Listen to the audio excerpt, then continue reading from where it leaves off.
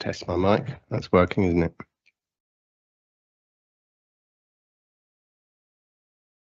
Okay, good afternoon and welcome to the Norwich City Council Sustainable Development Panel, STP, and it is Tuesday the 9th of September 2025. So I'll just start with some housekeeping. That is that in the event of an emergency, there are no practice alarms planned for this meeting. So if an alarm sounds, please evacuate City Hall by going down the main stairs and out to the War Memorial in front of City Hall. Please would speakers use microphones at all times and speak directly into the microphone. Mute microphones when not speaking.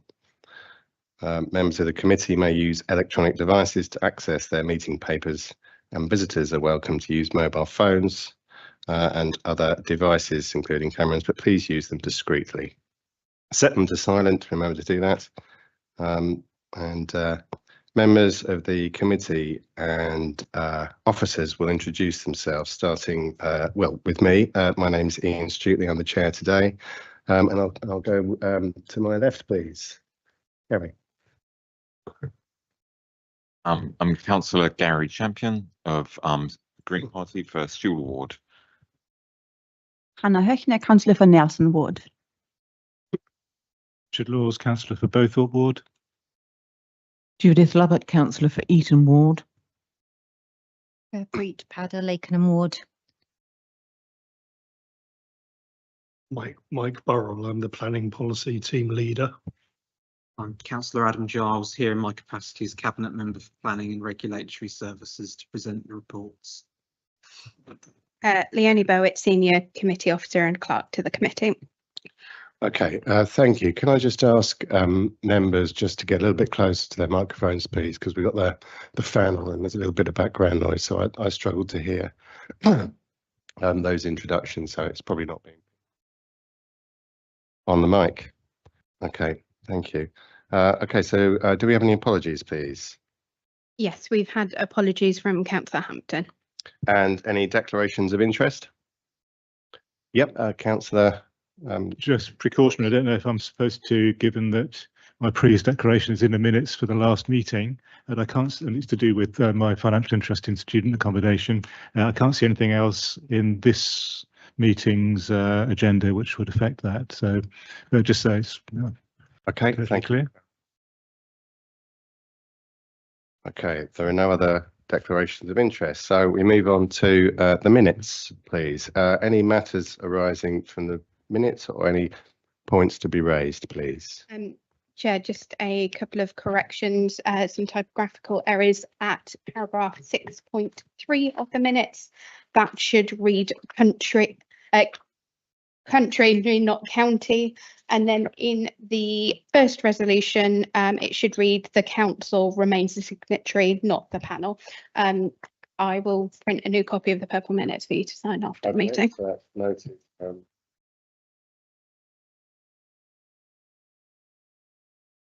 I think he's doing the same thing as last time, turning itself off. Thank you, that's better. Okay, item 4 is the Greater Norwich Local Plan Policy 2, Sustainable Communities Draft Supplement Planning Document. This will be presented to us by Mike, I think, and the recommendation is for the Sustainable Development Panel to agree for this document to go out to consultation in its draft form. So I'll allow Mike and Adam first. Thanks. I'll be presenting the report. Thank you. Thank you. And obviously Mike will be here to answer detailed questions. This item is to seek members' thoughts and recommendations on the draft Greater Norwich wide SPD for Greater Norwich Local Plan Policy 2 concerning sustainable communities, which is going to Cabinet tomorrow and full council later this month before a 6-week public consultation period. While all developments are required to comply with GNLP Policy 2, The SPD sets guidance for applicants of developments over a certain scale on submission of supporting statements required to illustrate their compliance. These are statements of community involvement covering master planning, health impact assessments, delivery statements and sustainability statements. With regards to statements of community involvement, the SPD states they should report on what engagement has taken place, what feedback they are receiving from the community, and how the comments received are shaping the resulting planning application. The SPD encourages developers to be frank about community concerns they feel unable to resolve through the subsequent planning application. The SPD should be read in conjunction with Norwich's Statement of Community Involvement, last revised in January of this year. Secondly, the SPD sets out that health impact assessments must illustrate how the healthcare needs of the new development will be provided for. This should include an assessment of the current healthcare provision in the area, an identification of how additional healthcare needs created by the development will be met, taking account of the likely demographic characteristics of the residents. In relation to delivery statements aimed at supporting timely delivery of development, the SPD states that applicants must include information concerning site ownership, land assembly and legal agreements, intentions to market the site to home builders or commercial end users, and lead-in times from permission to start on site, discharging planning conditions, mobilising construction contractors, and forecasts for annual completions. The SPD provides that planning authorities will contact relevant successful applicants on at least an annual basis about the progress of consented schemes. It further sets out that in exercising legal powers to bring about strategically significant development, regard will be had to any change of circumstances which may have impacted delivery since consent, including economic factors. The SPD's primary focus is on the content of sustainability statements to illustrate the proposed development is compliant with Policy 2. GNLP Policy 2 encourages but does not oblige the use of the latest iteration of the Building for a Healthy Life design tool and any equivalent successor. Section 4, Table 2, sets out the information required to demonstrate compliance with the 10 key policy requirements of GNLP Policy 2.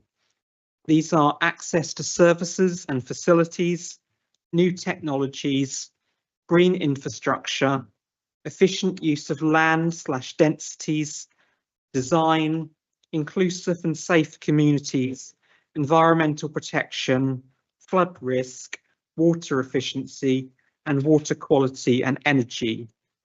Section 4, Table 2 is purposely relatively light on detail, placing the onus on applicants to illustrate how their proposed development is compliant, directing applicants to relevant external links, rather than putting the burden on us to seek to provide for every eventuality. I will now stress some elements where the body of the SPD text itself expands on GNLP Policy 2. Firstly, with regards to access to services and facilities, it provides for a services and movement map showing any on-site services and movement routes both across the development site to services both on-site and nearby. In relation to green infrastructure, the SPD stresses that the great majority of green infrastructure provided under GNLP Policy 2 should be on-site.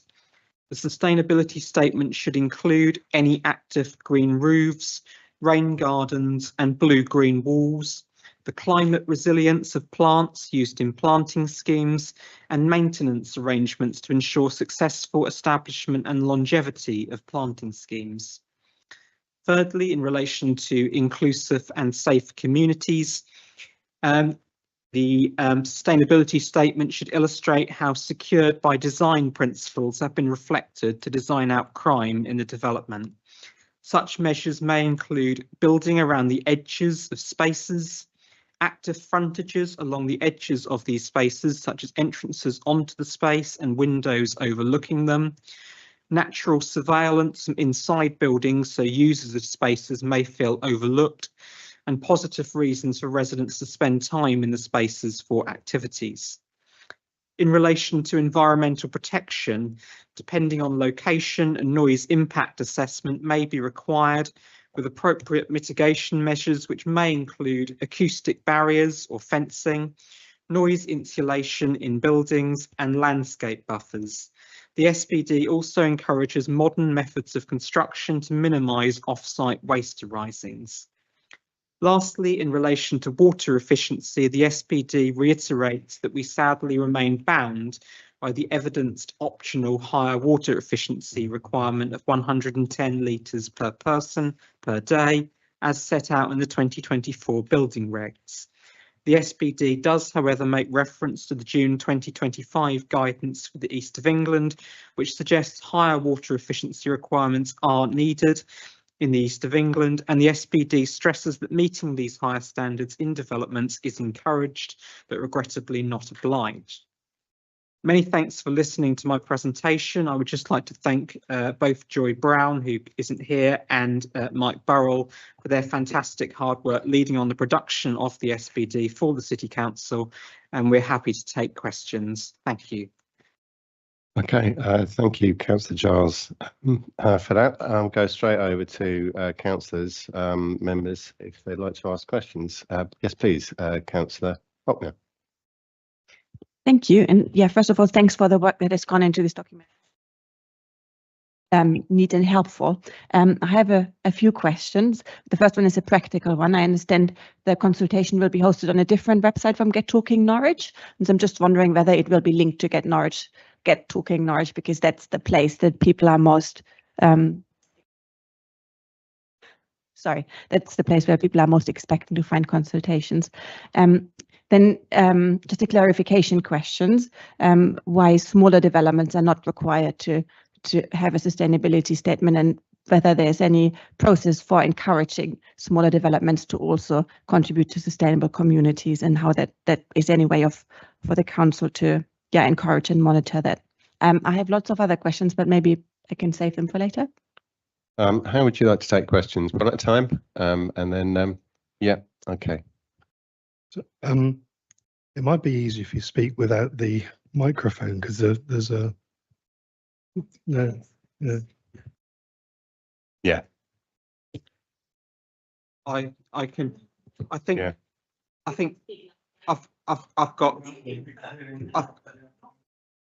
think I've got the questions. So firstly about not using Get Talking Norwich, and secondly about smaller developments not requiring sustainability statements, and why that's the case. Yeah.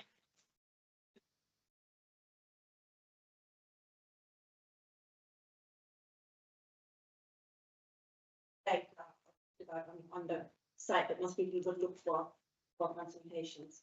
Yeah, so shall I also? I think if you can add, if you like, obviously Get Talking Norwich is Norwich City Council specific, and this SPD is Greater Norwich wide.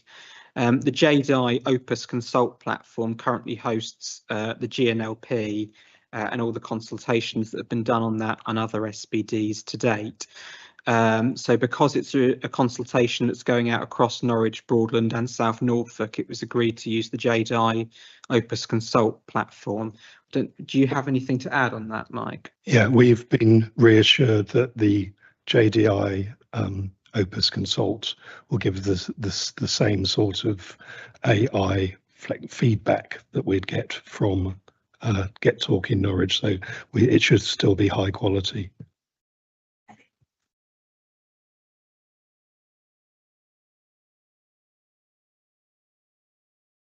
So we can make sure that there is a clear link. Yeah. I think secondly, in relation to smaller developments, so all developments of any scale are required to comply with the policy.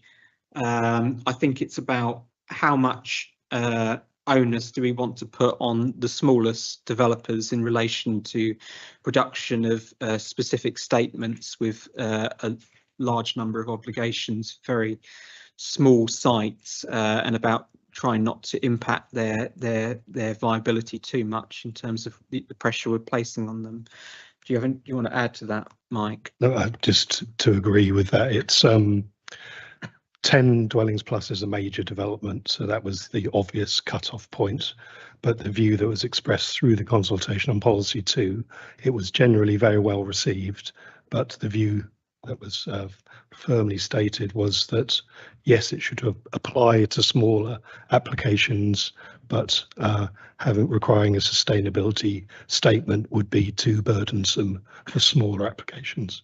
But the planning officers must still apply the policy. Okay, thank you. Any further questions from other councillors before we return to Hannah? Councillor Peller, please. Shall I use this or shall I just shout? Well, I think if so that we can pick it up on the mics, if you put the mic ahead of you and speak loudly, I think maybe that'll be the best compromise. Yeah. Okay. Oh yeah, that's better. So I think the Broads are doing a bit of work in this space. I don't really know to what extent. So how are the interactions with the Broads? This policy doesn't apply to the Broads Authority. Okay. No, because the Broads Authority have their own separate local plan, their own Okay. planning authority, and they have their own separate local plan that they are currently well, they're just about doing their final consultation before they submit it at present. So I have no doubt they have a similar type of policy, but I'm afraid I can't quote it to you. Yeah, I suppose it is curious because there are, you know, on issues related to nature, nature doesn't have a boundary.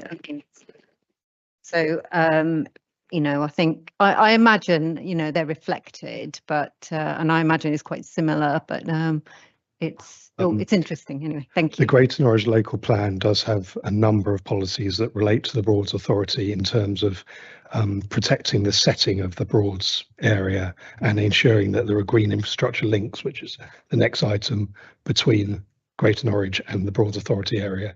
So the issues you've raised, they are covered, but not specifically through this SPD and this policy. I mean, this policy does cover green infrastructure, but that's mainly on site. So I suppose somewhere like East Norwich be affected, that neighbours the Broads Authority area. But in general, yeah, the Broads Authority, they do have a separate local plan. Broads Authority are represented on the Greater Norwich Development Partnership, and there's obviously a lot of joint working through the Norfolk Strategic Planning Framework, which came to SDP in July, going to Cabinet tomorrow as well. So neighbouring councils seek, well, you know, the councils that overlap with the Broads Authority seek to accommodate as far as possible their housing needs to reduce pressure on the Broads. Okay, thank you. Councillor Lubbock, please. Just a very small point. Under 7, we've got all the different ways that we're going to make this information available. But under the 4th bullet point, it says council's website. Well, we do mean council's websites, don't we? It's not just our website, it is council's websites. I mean, we're saying City Hall and Horizon Centre, so it should be council's websites. It's a small thing. Okay, is that noted for future?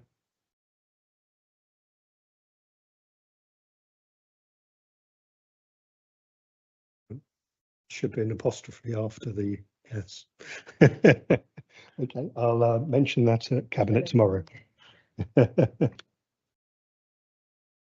Yes, well pointed out.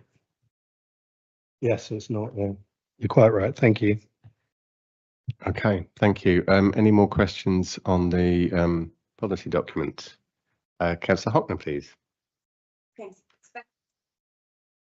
I think maybe if you put it on, but leave it where it is. But put it on. Yeah, thank you. Okay. I have a question on page 18. Statement of community involvement covering master planning, and it says housing development of 200 dwellings or more is encouraged to have participative community master planning. And I was just wondering about the formulation of encouraged. That sounds very optional, and could that be strengthened? That's in the policy, Okay, that's so it can't be changed. But that was something that the inspectors, they set a requirement for 200 dwellings plus, I think it is, but optional for smaller developments. So I'm afraid because that is adopted policy, it can't be changed. But by referencing it, I think that helps. So Okay, thank you. And again, yeah. Sorry, a question on page 22. Sites designed to promote under policy requirements, sites designed to promote public transport use and accommodate parking without over dominating the site or providing a hazard. And I was wondering whether, well, what is over dominating a site is probably subjective. And I was just wondering whether there was more specific guidance on when parking would be perceived to be over dominating. that is the again the policy wording. That will be up to the planning officer and the members on a case-by-case basis to decide. It's one of those things where I don't think you can give a really definitive statement of what is over-dominating, but it will have to be raised on a case-by-case basis. This was something that came specifically from Broad and South Norfolk councillors. There's a feeling that parking in some of the developments, recent developments in South Norfolk, hadn't been as well designed as it might have been, and so there was people parking on verges and so on. So we had this specific focus on making sure that parking is well integrated, but that term over dominant, I'm afraid it can't be changed. okay, thank you again. So we'll have Councillor Champion first, please, and then back to Councillor Hockner. You're going to have to excuse my ignorance here. I always get a bit confused when, for instance, earlier you referenced that you could advise the developers to reduce the amount of water use because you're limited by regulation. Similarly, I understand that guidance for things like hedgehogs, which are referenced in one of the GI for the neighbourhoods, that's also guidance, and there's nothing that we can actually do to other than encourage. And then also when I'm looking at like the blue-green strategy, it references that we promote the use of natural flood management. But again, and all these things, it feels like, and again, excuse my ignorance here, but it strikes me that this is a document that could just be ignored by developers. Am I a long way off the mark there? Take those one at a time. So for water, as Councillor Giles said, we weren't able to go through the plan to the extent we wanted to for water efficiency. That's a national, we put the most demanding standards we could in the plan based on planning law at present, on planning policy at present. We have flagged up that we'd like to have more demanding standards in the future. That was as much as our inspectors allowed us to say. The good news is that I think we've mentioned it previously here that Anglian Water, Natural England, the Environment Agency are all working together to try and get new standards in place, more demanding standards. And as soon as we can do that, that will be an intention that we will introduce those. For what was the next point? What was the final point you made about flood risk? Yeah. So for SUDs, we can and do require SUDs. So encouragement, probably that's not quite the right word. And we probably need to pick that up through the consultation because there is a requirement for SUDs unless there's a reason on the specific site that they can't be implemented. But that's few and far between the sites where you can't have sustainable drainage. Word in the is incorporate rather than encourage. Yeah. Unless there's clear evidence that this would be inappropriate. Right. So yes, from that wording, I think we have it covered. Okay. Okay, no, brilliant. Thank you. Yeah. But just to add, throughout the drafting of the policies, we're always looking to set standards where we could, but if we couldn't, to encourage.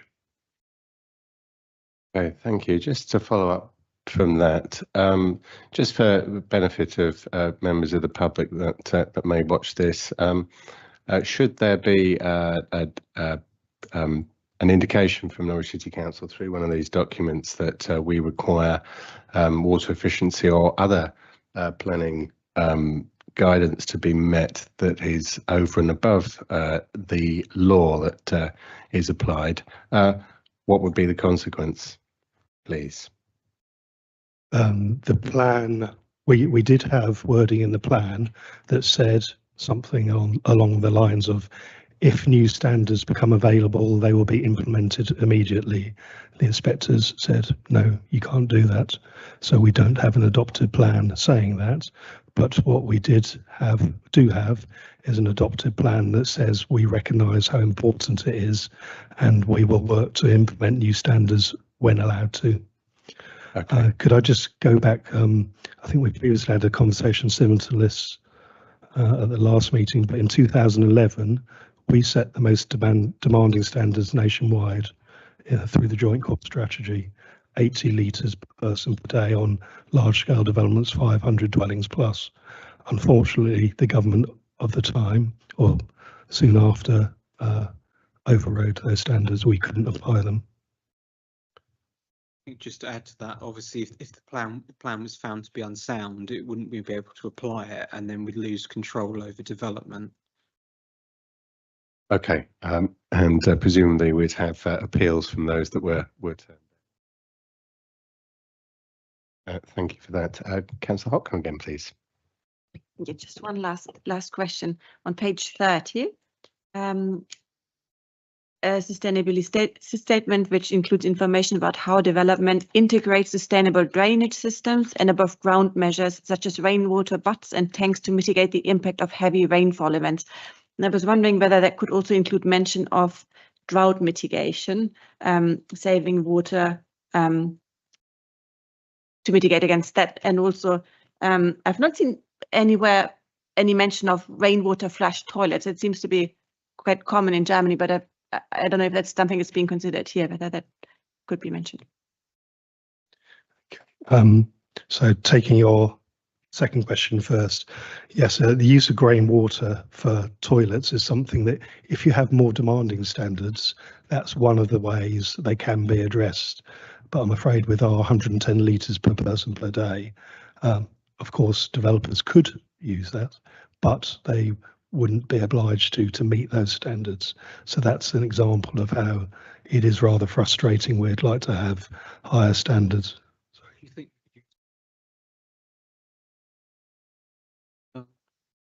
without obliging it?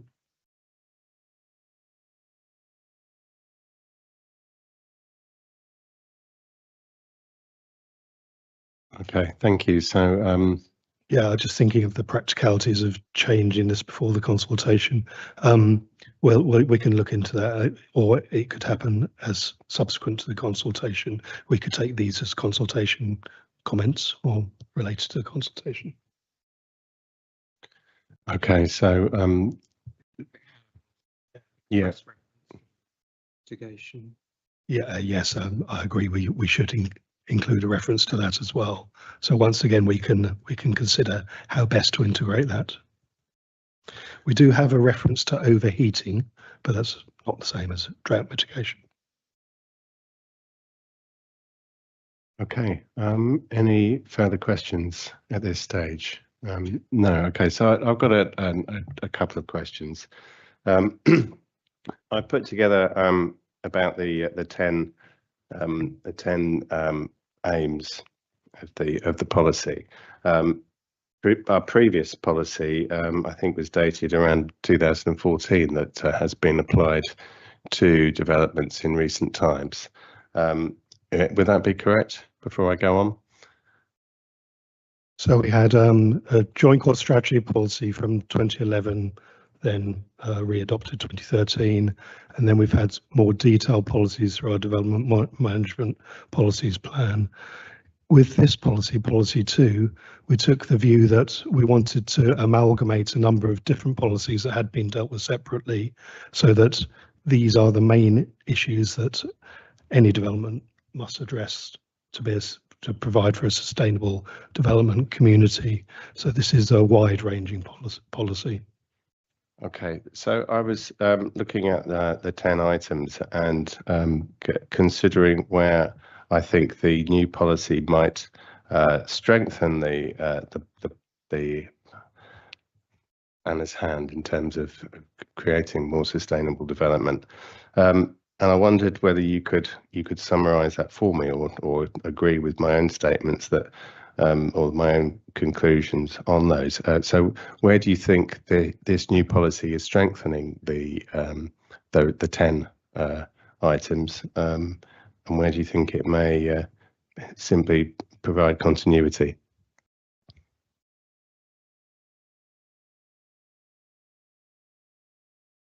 Sorry, this is a supplementary planning document that provides more detail about the adopted policy. Are you talking about where we should go in the future with our policies, or? Oh, okay. Yeah, so how this, if once this is adopted, if assuming it is adopted, how it will strengthen the policy in each of the areas. The policy itself was adopted in 2024, so that is our adopted policy. It's being implemented at the moment, but adoption of this supplementary planning document will enable us to get better, clearer statements from developers and show exactly how they're addressing the requirements of the policy. So I think this SPD is really important, because it'll mean that it'll be easy for members of the public and for planning officers and for members to identify just what the practical ways in which all the different elements of the policy are being addressed. Okay, thank you. So just to take an example, so new technologies, there would be a requirement now for broadband infrastructure to be included. EV charging would be mandated, and that's something that hasn't come up to date. Would that be a fair assessment?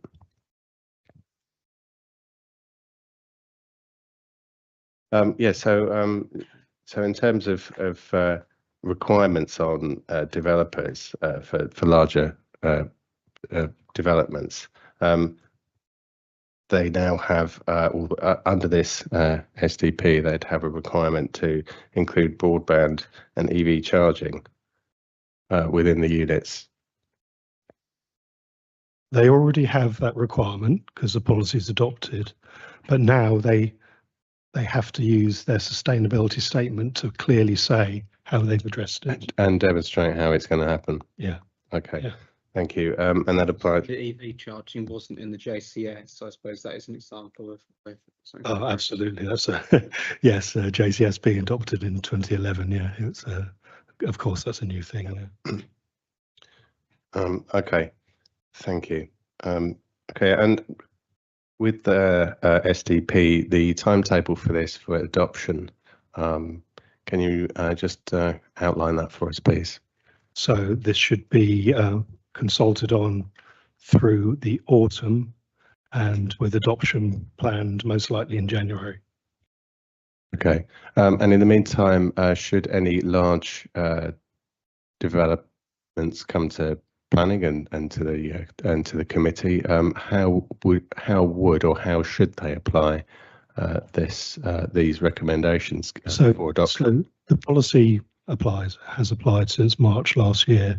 So the development management officers have been asking for these requirements. They have been asking for sustainability statements, but this clarifies just what should be in a sustainability statement. So there's no loss by not having had it up to now, but there is gain through adopting it. Okay, thank you. Any other questions before we take a vote? Okay, I don't see any. Is there anything else that Adam you'd like to say before we move on? Okay, thank you. So Mike and Joy for the work that's been put into this. So the I'd proposal also say his officers at Broadland and South Norfolk as well. yes. Is it? Okay, so yeah, we'll extend our thanks to those officers. Thank you. Okay, so the recommendation is to agree for this SDP to go out for consultation, and that will be taken to Cabinet tomorrow evening. So I think we'll just ask for all those in favour of that, please. Councillors, all those in favour of. Okay. Thank you. That's unanimous and carried. Thank you. Okay. Okay. Right. That means we go on to item number 5, which is another draft supplementary planning document proposal, again to go to Cabinet tomorrow for discussion and to go to consultation. And again, Adam, will you be presenting this? Yes, I've got less to say on this one. Thank you, Chair. Move the mic closer. This item is to seek members' thoughts and recommendations on the draft Greater Norwich Green Infrastructure Strategy SPD going to Cabinet tomorrow and full council later this month before a 6-week public consultation period. By way of background, the Greater Norwich Green Infrastructure Strategy was produced in the previous civic year and was endorsed by the Greater Norwich Growth Board in March 2025 this year. The strategy seeks to provide a framework for planning and prioritising green infrastructure to support sustainable growth to 2038. It is to be used to guide the location, scale and typology of green infrastructure, identify deficiencies in provision, identify opportunities for provision, and set out the strategic green infrastructure network across Greater Norwich. In a non-planning context, the strategy is being used by the GNGB to evidence and assess bids for infrastructure investment fund funding.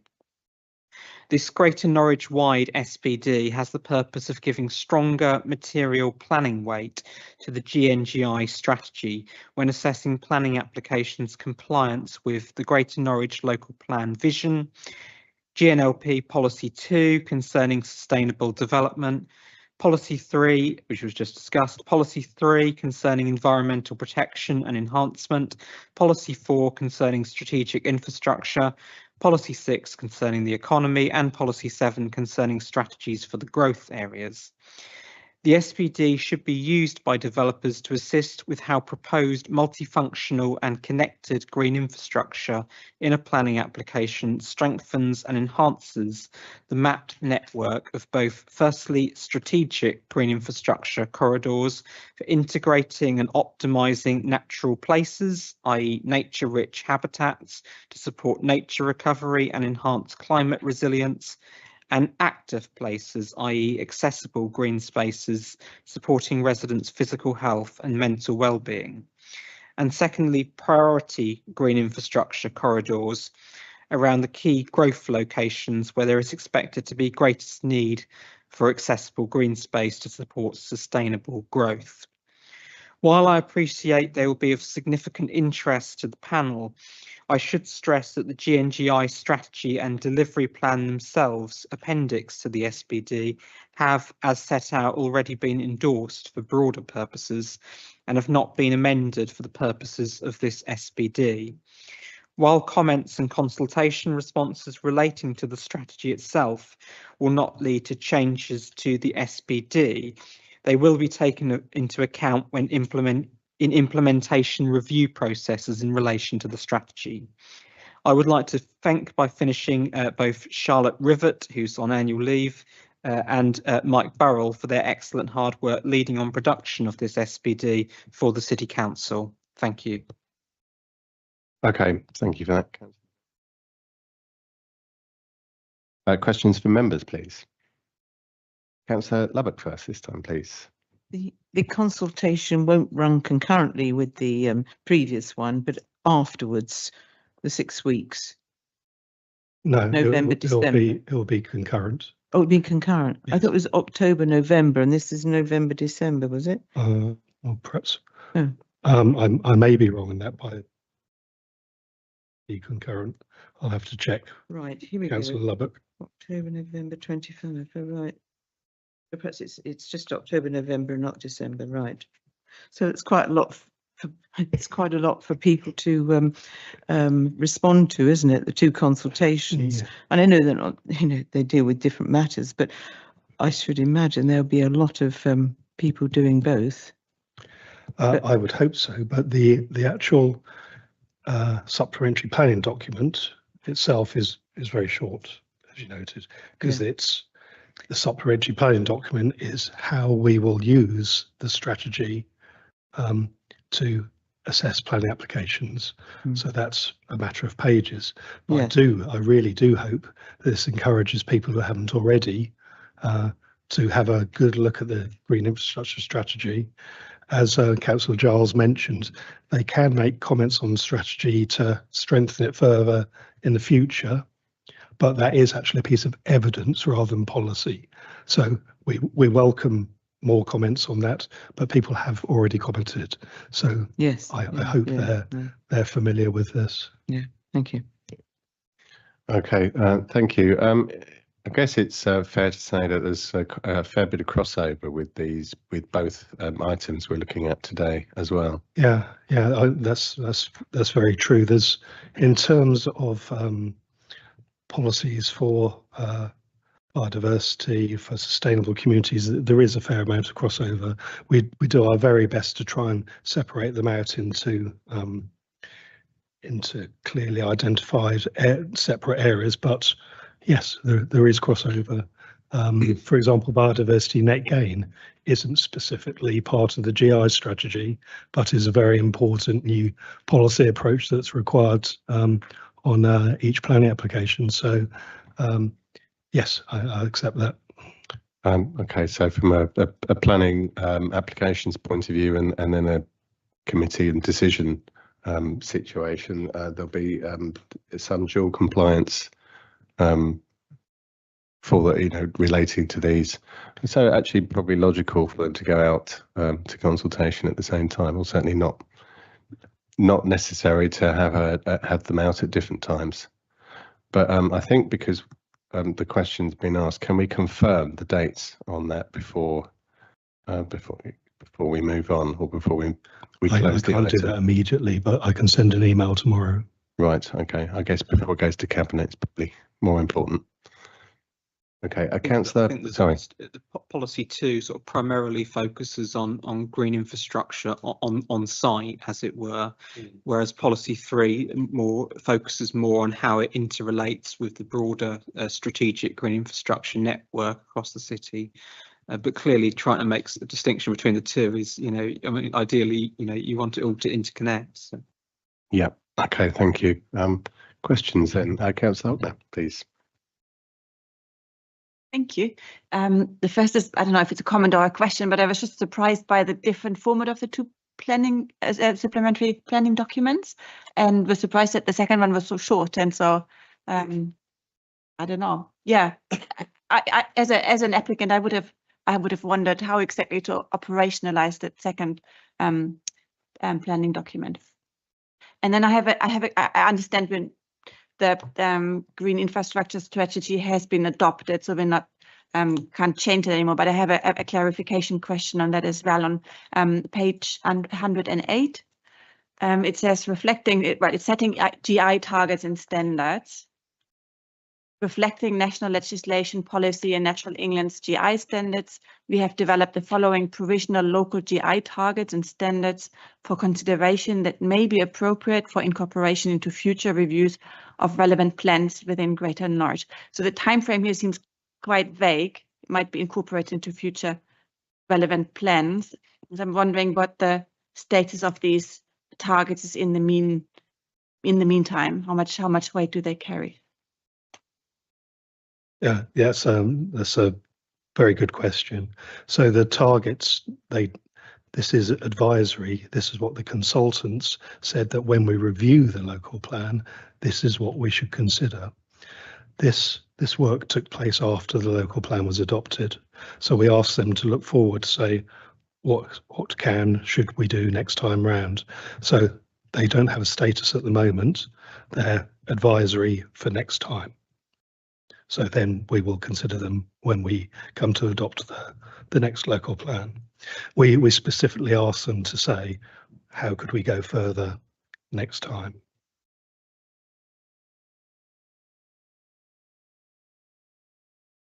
Well, I think I go back to what I said earlier. It is a very specific supplementary planning document that just covers how the GI strategy will be used on a case-by-case basis with a planning application. It doesn't need to be more complicated. There's a great deal of information in the GI strategy itself, which is a document of many hundreds of pages. So we deliberately try to keep this very short and focused, because we want people to look at the GI strategy and then to be clear what they need to do with their site. Well, and there's a very large number of appendices to the strategy and delivery plan as well.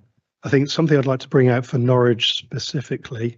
So if and when you have time to look at the GI strategy, there's a strategic network all around the 3 districts, which links up with neighbouring districts, because of course, as we said earlier, these corridors don't just stop at the end of one district. In Norwich specifically, we have the strategic corridors, which are the Winston Valley, the Yare Valley, Mousehold and the Thorpe Ridge. But then we also have the green grid for Norwich, which is something that we had in place for the previous GI strategy, and something initially the consultants didn't include, but we pushed to make sure that was in there as well, which is more local corridors. And I hope that over time we can really develop those local corridors as well as the strategic corridors. Okay, thank you. Any follow-ups or further questions, please? Councillor Padder. Not really a question. It's just a reflection, really. I think that the amount. I think it's very what's the acronym? Rubbish with acronyms. The document. It's comprehensive. It's detailed. There's a lot of information in there. I think it's excellent in terms of, linking people and nature and things like that. But I think because of that, and it covers so much ground, I think along with the review and monitoring, I think a clear evaluation framework is needed to include a theory of change, and that will ensure that your activities, however they're undertaken, are aligned to the objectives, whatever objectives you're seeking. So yeah, that's it. It's good. I mean, it's really interesting. It'd be, I'm looking forward to seeing how all of this unfolds. Yes, it was very well received at the launch earlier in the year. So there is a monitoring framework. Through the Greater Norwich Local Plan, we have a monitoring framework, and the GI strategy itself also identifies issues to be monitored, including things like active travel and so on. So some of the things will be monitored through the local plan, where it's to do with new development, but also the Greater Norwich Growth Board, they'll be monitoring other aspects of the strategy, the more strategic elements. I think it's not monitoring. I'm thinking about evaluation.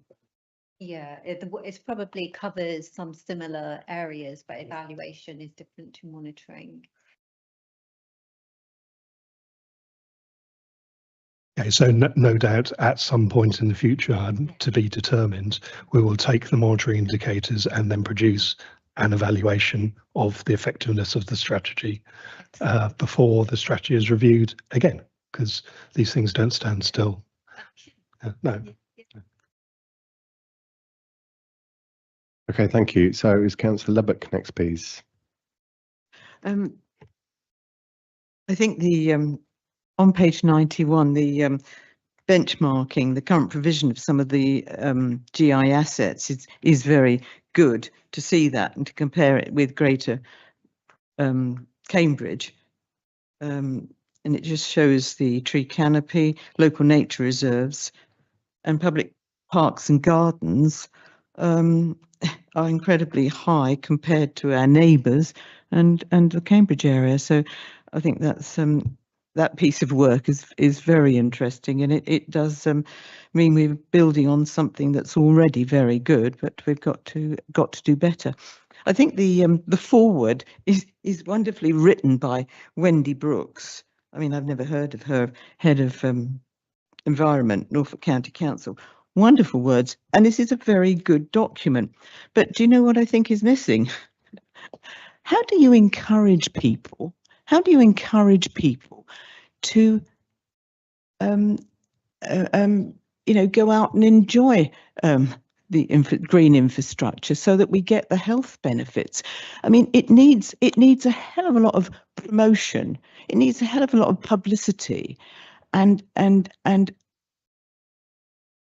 for all that we might improve green infrastructure, who is going to do the promotion, the publicity, the encouragement, and getting people to exercise more, to get on their bikes and ride through these areas that we're going to produce? I just think that we might get money to do the physical things, but there's no money to do the other things, the softest issues about how do you persuade people to use the green infrastructure in a way that will impact on their health. Perhaps it's not a question for here, but I mean, all this wonderful work does need to be promoted, and I'm just wondering where that money comes from. But no, thank you. I think, I think when we were producing the park strategy, I think what we saw is there was some decline in perhaps formal use for sport over the decades, but an increasing use of informal use. And I think building those green corridors through the city and out into the countryside, directing people towards footpaths and cycle paths, trails, etc., and how people move around the city is really important.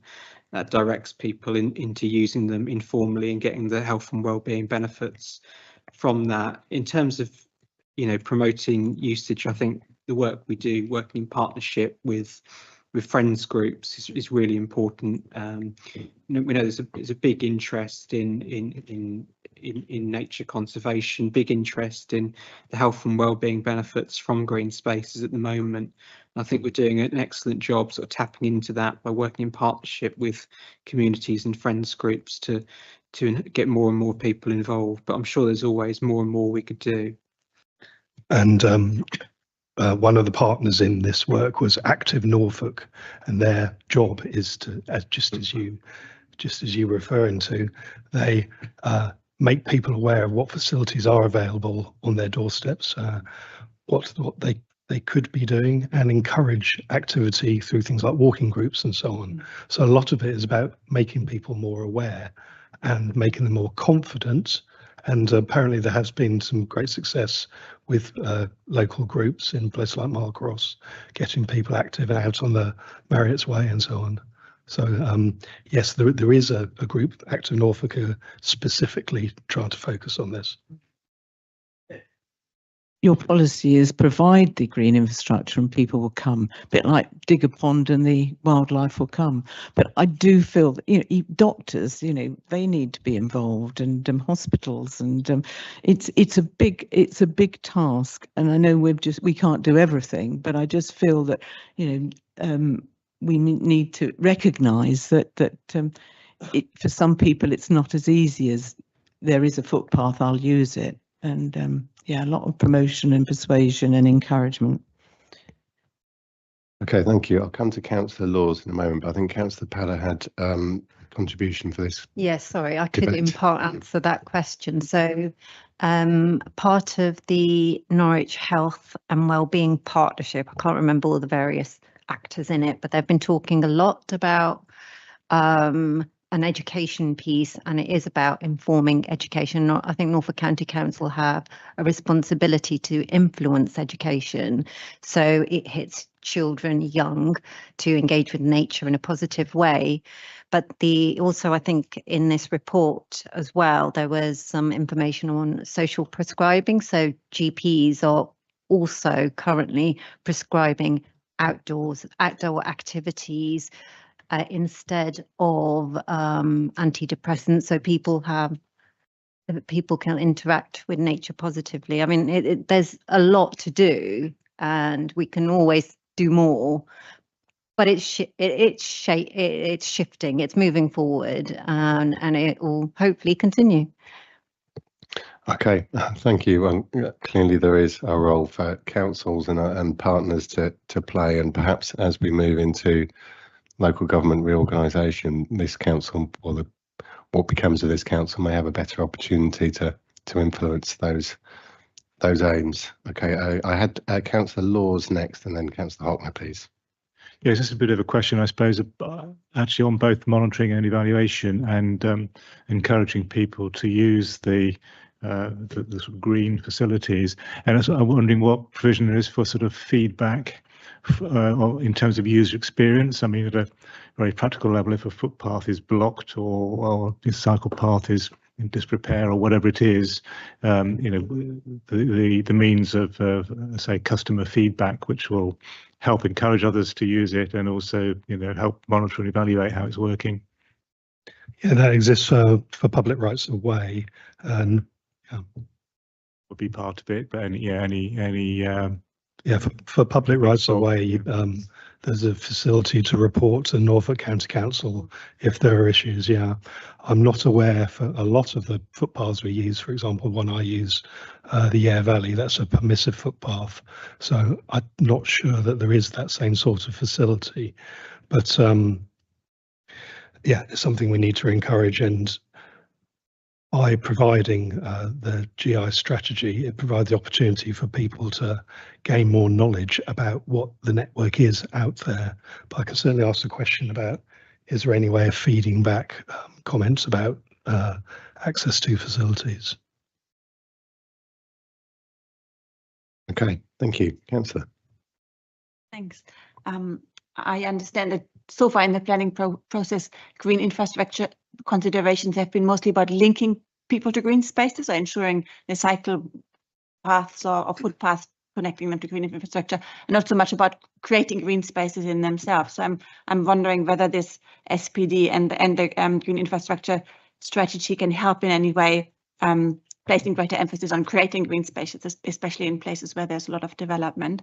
And then a related question is whether these documents can make any difference in terms of deciding whether to allocate green spaces or currently green spaces for development. In relation to your first question, the Greater Norwich Local Planning Policy 2 we've been talking about previously, that sets a requirement for new green spaces to serve new developments, and it does have a requirements, the amounts depending on the type of size, the size of a development. So you will have extensive amounts of green space on sometimes up to about 40% on a new development, or at a sustainable urban extension somewhere like 70 with green links through.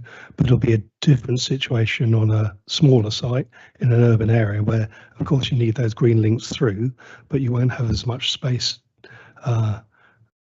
provided, but you will have the ability to access other green spaces and green elements to the design of your development.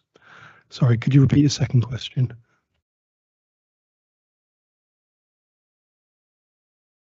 I don't think there's any need for that to happen, because we have policies that already protect green spaces from development. So we do have existing development management policies, and the GNLP, if something is designated as green space, they have to go through a lot of proofs to show that it isn't required as green space anymore. So there is quite a strong protection for green spaces.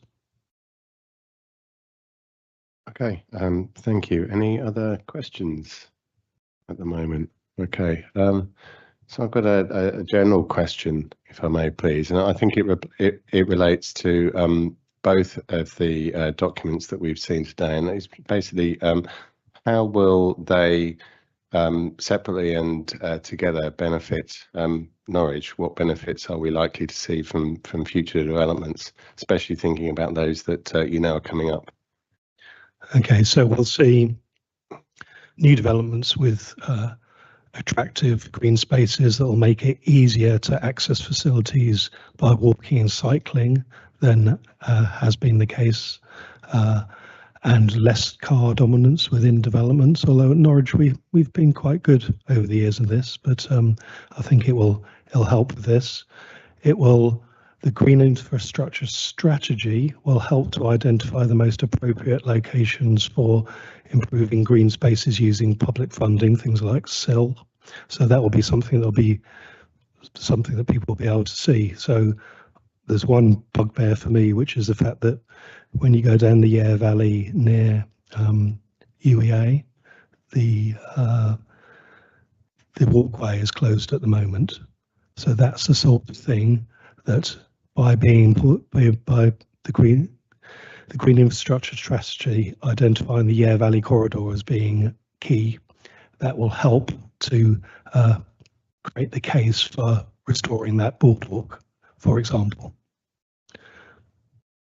Integrating and connecting habitats is crucial as well. As we've seen more and more development, we've seen habitats become more and more islanded and become less and less resilient.